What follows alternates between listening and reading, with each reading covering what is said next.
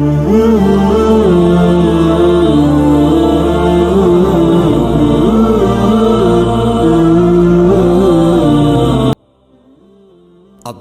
بن عمر رضی اللہ عنہ کہتے ہیں کہ ایک سفر میں رسول اللہ صلی اللہ علیہ وسلم ہم سے پیچھے رہ گئے۔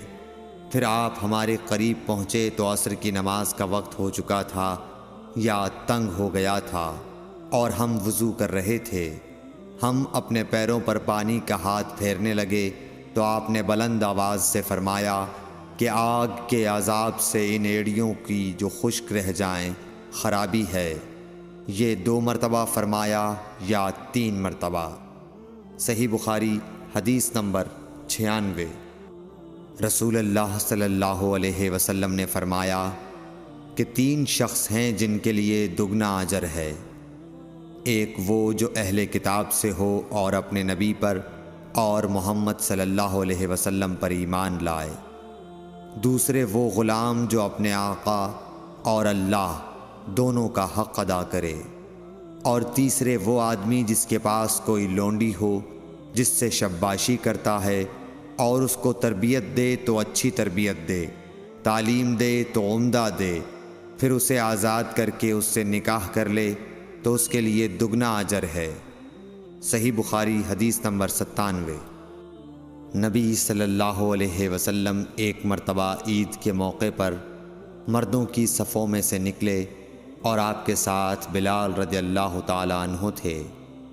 آپ کو خیال ہوا عورتوں کو خطبہ اچھی طرح نہیں سنائی دیا تو آپ نے انہیں علیحدہ نصیحت فرمائی اور صدقے کا حکم دیا۔ یہ واز سن کر کوئی عورت بالی اور کوئی عورت انگوٹھی ڈالنے لگی اور بلال رضی اللہ تعالی عنہ اپنے کپڑے کے دامن میں یہ چیزیں لینے لگے۔ صحیح بخاری حدیث نمبر 98۔ حضرت ابو ہریرہ رضی اللہ تعالی عنہ نے عرض کیا، یا رسول اللہ، قیامت کے دن آپ کی شفاعت سے سب سے زیادہ سعادت کسے ملے گی؟ تو رسول اللہ صلی اللہ علیہ وسلم نے فرمایا، اے ابو ہریرہ، مجھے یقین تھا کہ تم سے پہلے کوئی اس کے بارے میں مجھ سے دریافت نہیں کرے گا، کیونکہ میں نے حدیث کے متعلق تمہاری حرص دیکھ لی تھی۔ سنو، قیامت کے دن سب سے زیادہ فیضیاب میری شفاعت سے وہ شخص ہوگا جو سچے دل سے یا سچے جی سے لا الہ الا اللہ کہے گا۔ صحیح بخاری حدیث نمبر 99۔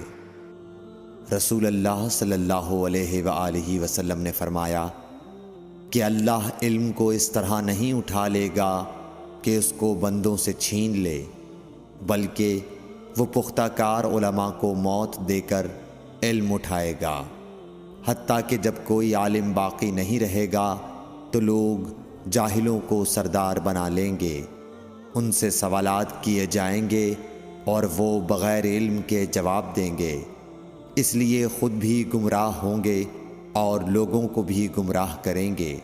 صحیح بخاری حدیث نمبر 100۔